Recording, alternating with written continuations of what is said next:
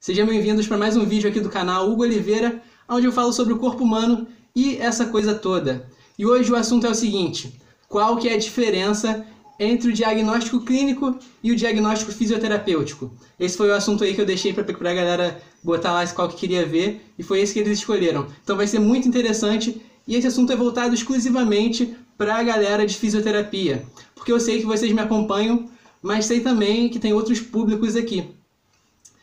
Então, mas a partir de agora vai começar a transparecer mais as visões da fisioterapia, né? Sempre que eu falar sobre o corpo humano e todo esse universo que está presente aí. Afinal, né, foi isso que eu escolhi para estudar.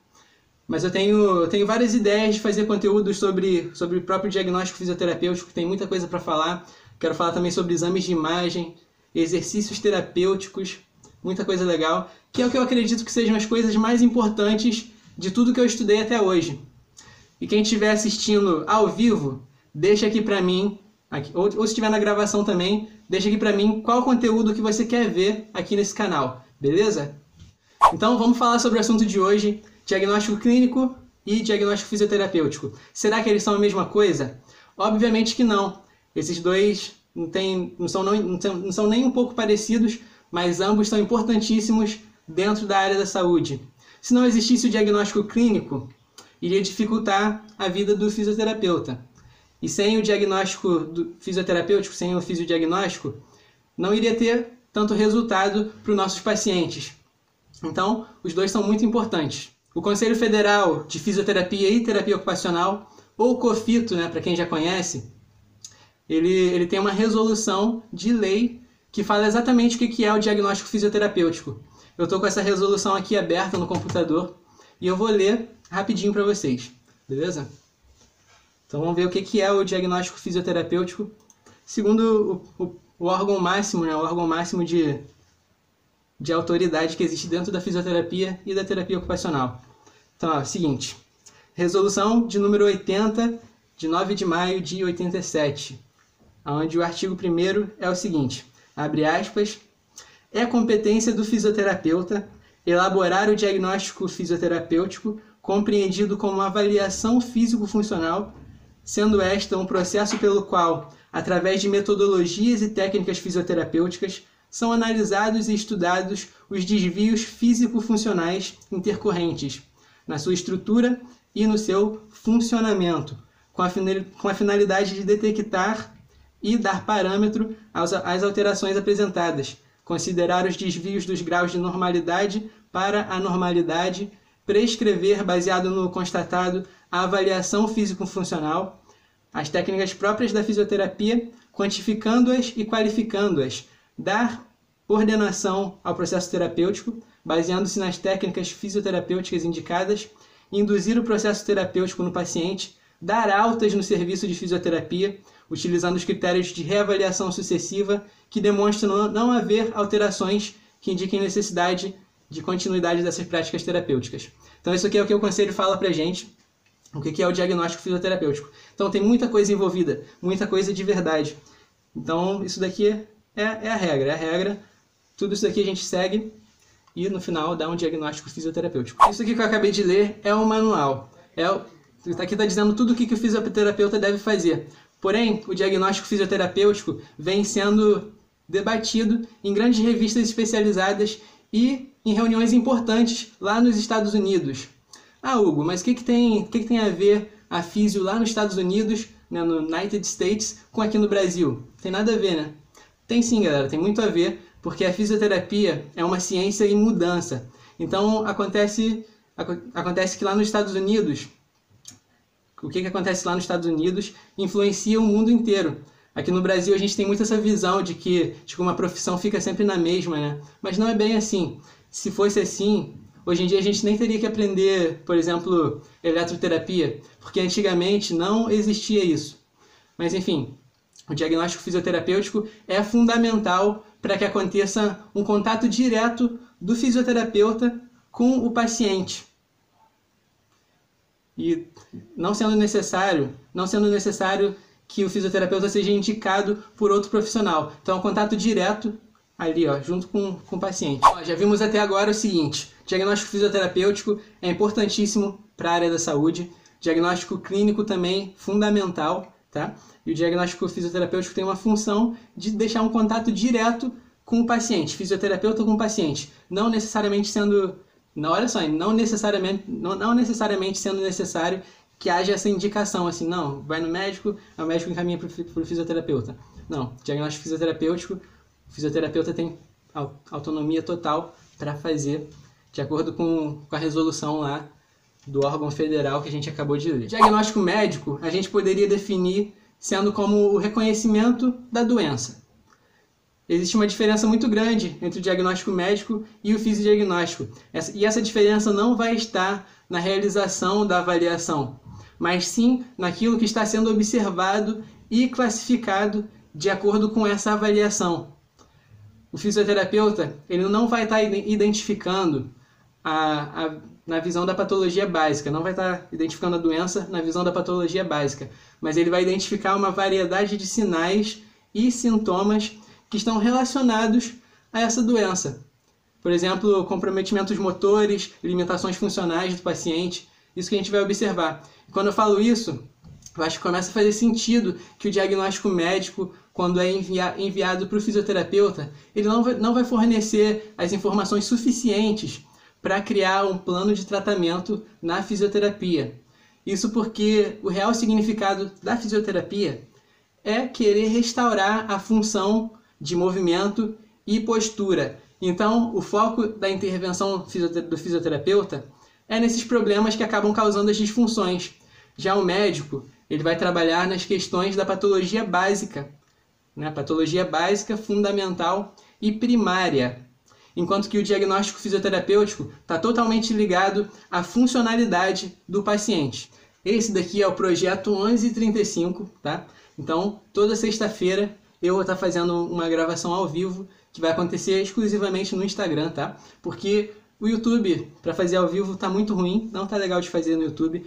E tem vários motivos para não conseguir fazer no YouTube. Porque eu não tenho 1000 inscritos ainda lá, tá? Tô com 630, 600 e... nem lembro mais, 600 e poucos. Sei que é um número bom de pessoas tem lá no YouTube. Mesmo assim, eu ainda não posso fazer transmissões ao vivo igual eu faço aqui no Instagram, né? Que é direto aqui no Instagram, né? Para me fazer no YouTube, eu tenho que ter um aplicativo que transmita, que faça a transmissão ao vivo e envie para o YouTube. E nisso a gravação fica horrível, o som fica horrível. Então não dá para fazer no YouTube, ninguém consegue assistir lá. Agora já no Instagram aqui a qualidade fica boa e eu consigo interagir com o pessoal, tá? Então sempre live no Instagram, sexta-feira às 11h35. Esse é o projeto 1135. Na prática, são usados vários nomes para se referir ao diagnóstico fisioterapêutico. Eu gosto muito de todos eles. Por exemplo, temos o fisiodiagnóstico, diagnóstico cinético funcional, que é o meu preferido, diagnóstico cinesiológico. Então, vários nomes e dependendo da ocasião, você pode escolher qual usar. E todo fisioterapeuta tem o pensamento de que o fisiodiagnóstico é uma grande oportunidade para fazer uma coleta de dados, né, nesse exame inicial, nesse primeiro exame aí. E também tem exames que o paciente trouxe para nós que nós vamos estar analisando. Na maioria das vezes, isso vai ser exames de imagem. Depois que a gente tem esse dado, o fisioterapeuta ele vai usar para direcionar a intervenção fisioterapêutica. Ou seja, o diagnóstico é a base para todo o tratamento. Os exemplos aqui, tem alguns exemplos para a gente conseguir enxergar essa diferença entre o diagnóstico médico, né, o diagnóstico clínico e o diagnóstico fisioterapêutico. Eu tenho, deixa eu ver quantos exemplos aqui, 4 exemplos dessas diferentes visões, né, que cada um vai ter. Isso aí vai direcionar muito a gente. Então, nós vamos analisar juntos, né, essas diferentes visões e vamos conversar sobre isso. Vamos lá, paciente com dor no ombro produzindo uma bursite. A progressão dessa bursite leva o paciente a apresentar os seguintes distúrbios: dificuldade de amplitude articular, atrofia por desuso e fraqueza muscular. O quadro evolui até ele não conseguir mais mover o braço, tá? Então esse aqui foi o primeiro exemplo. Vamos analisar junto esse primeiro exemplo, né? O paciente com dor no ombro produzindo uma bursite. Essa bursite foi o médico que observou. O diagnóstico foi uma bursite. Agora, a progressão dessa bursite leva a outras alterações, como a perda de amplitude de movimento e fraqueza muscular. Isso daí é o fisioterapeuta que vai observar. Quando a pessoa não consegue mais mover o braço, isso daí ela apresenta então uma limitação funcional, que também é observado pelo fisioterapeuta durante o diagnóstico cinético funcional.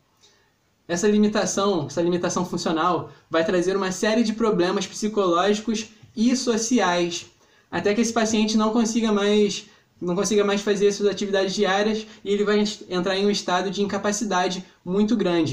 Vamos para o segundo exemplo, então, para a gente ver a diferença de diagnóstico clínico para o diagnóstico cinético funcional, diagnóstico fisioterapêutico. O paciente é encaminhado ao fisioterapeuta com o diagnóstico de dor lombar.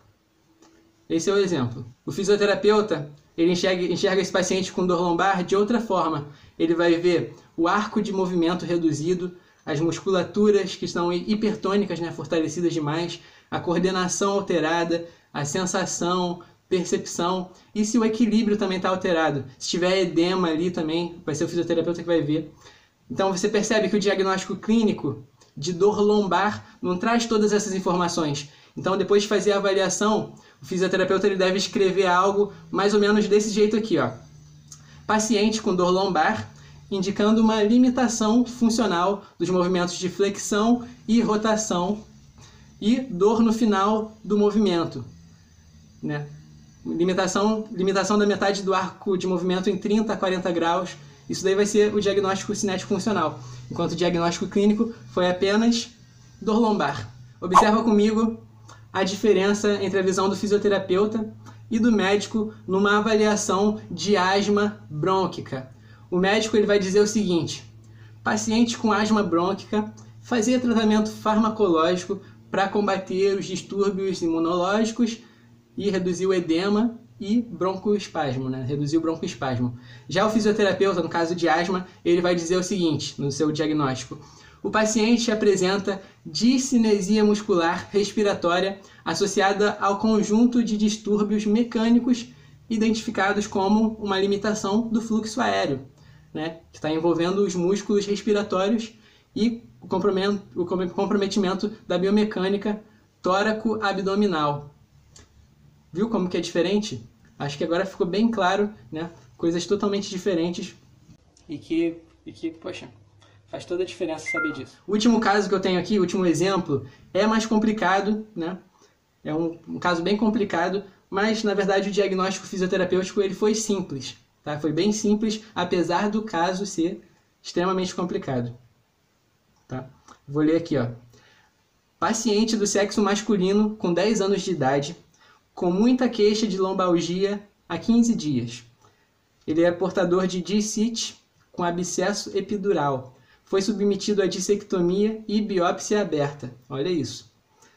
No ato cirúrgico, o disco intervertebral de L4 e L5 estava abaulado e com secção do anel fibroso, ocorrendo a saída de secreção purulenta. Após o tratamento cirúrgico, foi encaminhado para avaliação e tratamento fisioterapêutico, sendo diagnosticado, olha só, agora o diagnóstico fisioterapêutico, diagnosticado com limitação de amplitude de movimento da coluna lombar para flexão e retificação da lordose lombar. Então, ó, observa que esse foi um caso bem assustador. Talvez na prática seria extremamente assustador pegar um caso como esse, né? Poxa, uma criança de 10 anos de idade pós-cirúrgico de coluna lombar. Mas a avaliação fisioterapêutica seguiu o protocolo e observou as alterações funcionais da região lombar. E foi encontrado ali limitação de movimento da coluna lombar para flexão e também uma retificação da lordose. E nisso daí vai estar baseado todo o tratamento fisioterapêutico.